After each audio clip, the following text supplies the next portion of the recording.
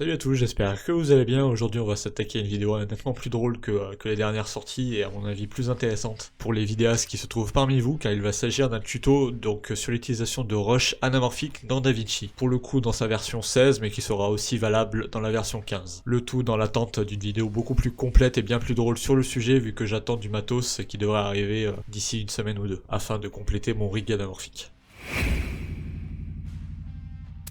Et on va déjà attaquer par le point le plus important, soit le ratio de votre vidéo et du coup de votre timeline. Parce que donc vu que pour le coup ça va être tourné en anamorphique, donc le but c'est quand même d'avoir un ratio cinémascope, et du coup d'exporter cette vidéo et de monter cette vidéo dans ce format-là. Donc pour le coup cinémascope ça va un peu dire tout et rien dire, vu que si vous allez checker sur Wikipédia il y a plusieurs ratios disponibles, mais pour le coup moi je vais faire du 2,35 parce que c'est selon moi le ratio cinématique et cinéma par excellence, et réellement tout simplement le premier ratio utilisé.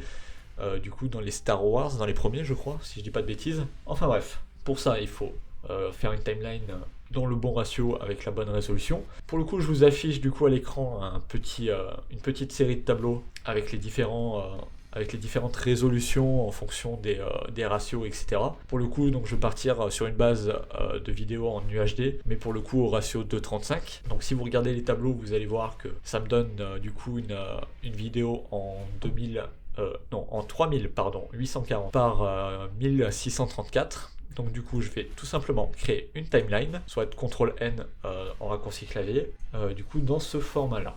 Donc je vais la renommer 2.35. On va aller dans les paramètres personnalisés, format, custom, et du coup comme je vous l'ai dit 2840 par 1634. Voilà, si je dis pas de bêtises.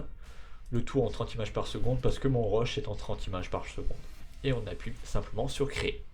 Et voilà, vous avez déjà votre timeline dans le bon format. L'avantage de faire ça déjà, si vous l'exportez dans ce format-là, c'est que ceux qui auront des écrans 21/9 pourront profiter de la largeur complète de leur écran. Et d'ailleurs, si vous faites des vidéos entre guillemets cinématiques ou des courts-métrages en 2.35, plutôt qu'utiliser des letterbox, exportez votre vidéo dans le bon format.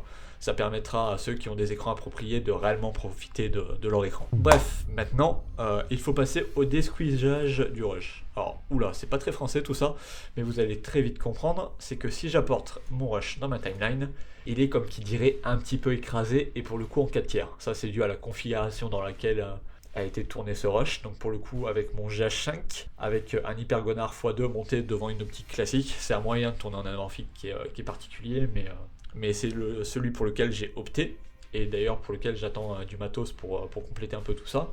Et du coup, je me retrouve du coup avec un rush en 4 tiers totalement écrasé qu'il va falloir du coup désqueezer. Donc pour ça, c'est simple. Il faut aller dans les attributs du plan. Voilà.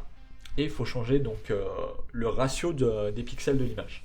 Donc pour ça, de base ils sont carrés, et nous pour le coup il va falloir mettre cinémascope, vu que pour le coup je suis en x2. Si vous êtes en 1.33, faudra mettre en 1.33, si vous êtes en 1.8, etc. Bon, sachant que le plus classique c'est le x2, entre guillemets le réel anamorphique, et le 1.33 donc qui arrivait donc pour les caméras en 16:9. Du coup voilà, je suis en cinémascope, ok. Et du coup si DaVinci et mon Proco veut bien se décider de corriger tout ça, mon rush va prendre le bon ratio. Enfin presque, vu que pour le coup, mon ratio, une fois désqueezé sorti du GH5, ça me donne du 2,66, je suis pas au 2,35.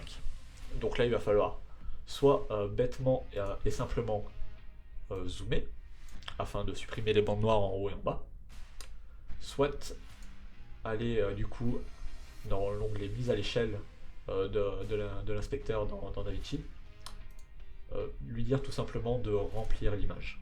Voilà, du coup il va supprimer un peu les bords et prendre le ratio de notre vidéo.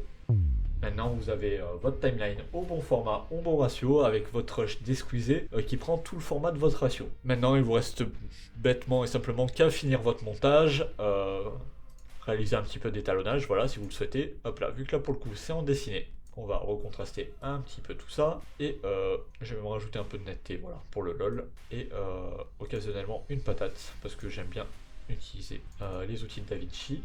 Pour le coup, hop, heureusement que ça n'a pas voulu, parce qu'il faut mieux le rajouter dans un autre nœud. Hop là, voilà, voilà. La fatigue, messieurs, la fatigue. Enfin bref, faire ce que vous souhaitez.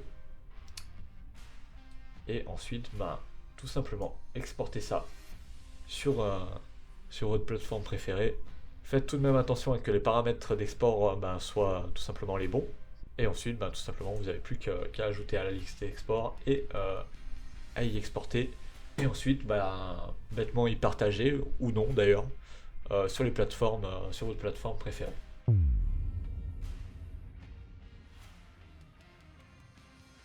Pour conclure, maintenant, vous possédez les bases donc d'un montage avec des rushs en anamorphique dans une timeline donc en cinémascope. Après, pour l'import d'une séquence en 2.35 dans une timeline en 16.9, ça a tendance à un petit peu à merder. Donc le mieux c'est d'exporter votre timeline en 2.35 et ensuite l'importer donc dans votre montage en 16.9. Puis voilà, ça sera tout pour aujourd'hui. Je vais vous dire tout simplement, prenez soin de vos watches, de vos optiques et à la semaine prochaine.